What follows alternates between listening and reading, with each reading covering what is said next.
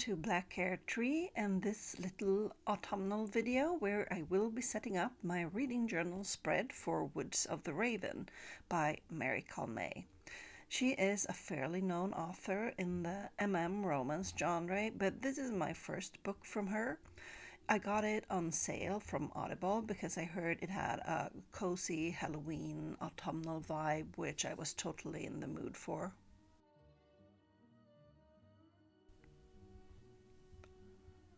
Here I am setting up the base layer of the spread with some scrap paper. I print different textures and patterns on regular office paper and bathe it in tea or coffee to give it a distressed look and remove the coating of the paper. It gives it a more rough vintage feel. I'm also using some scraps from my blackout journal.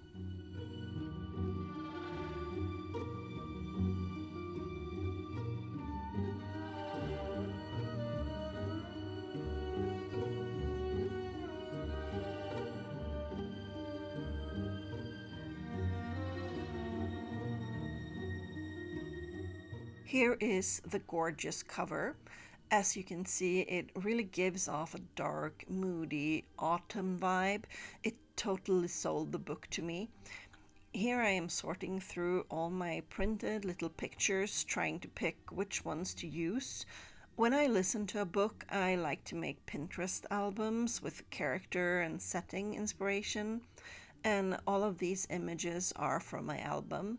I usually print a lot more than I need, so in the end it's a difficult task trying to pick just a few for the spread.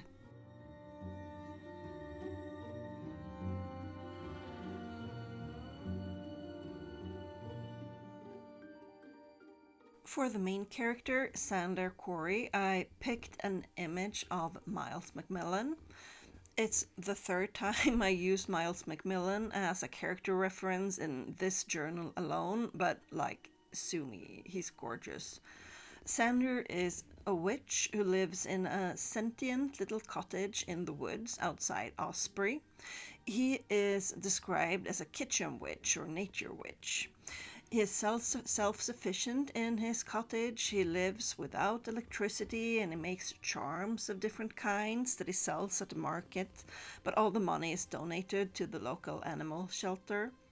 There is a lot of talk about charms and crystals, which made me want to go out and buy crystals and dry herbs and practice the craft. It's a big part of what sets the mood in this book. For the other main character, Lorne McBain, I'm using a random picture of a cop that I found on Pinterest when searching hot cop. Lorne is the new police chief in town, and he has been curious about Sander since first glance, but he doesn't really know how to approach him. So Sander thinks Lorne hates him because he's always pulling him over in traffic or stopping him for the tiniest things. But this is really just Lorne trying to care for him and keep him safe. When the dead body of a teen girl shows up on Sander's property, Lorne gets a chance to approach him for real, and the two start to get to know each other. Oh, and Sander can transform into a flock of ravens, and he has a demon disguised as a cat as a familiar, and a pair of hellhounds that show up occasionally.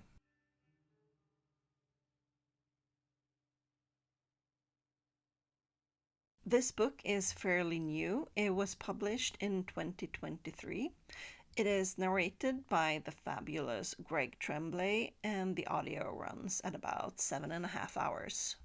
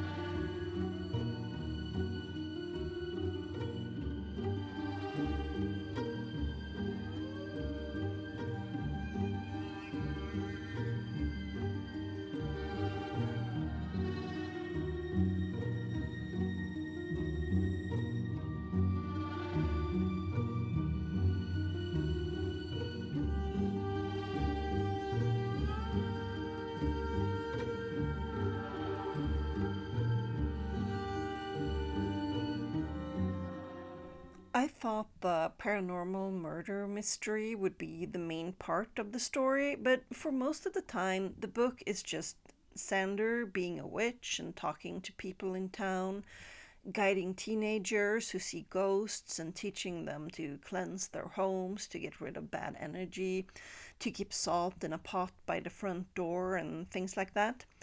No one seems overly concerned about the dead girl, which I found a tiny bit disturbing at times. But I enjoy the parts where Sander is just being Sander and talking to people as well, even if I felt a bit sorry for the dead girl. No one seemed very concerned about her identity or solving the murder. The murder is supernatural, of course, and Sander and Lorne eventually end up having to confront beings from another world and stopping them from coming into our world.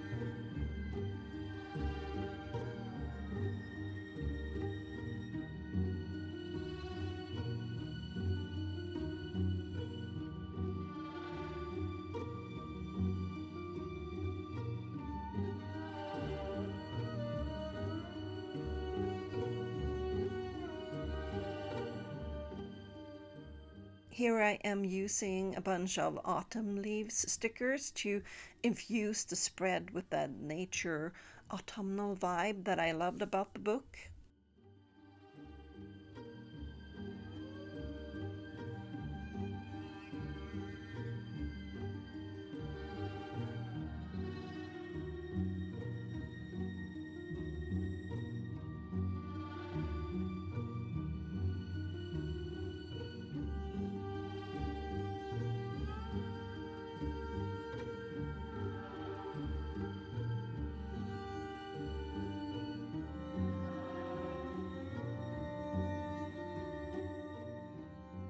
I give this book 3 stars for the story and an extra star for the atmosphere. It is a perfect Halloween read if you want something light and cozy and atmospheric. Here is the finished spread. Thank you for joining me in setting it up and happy reading.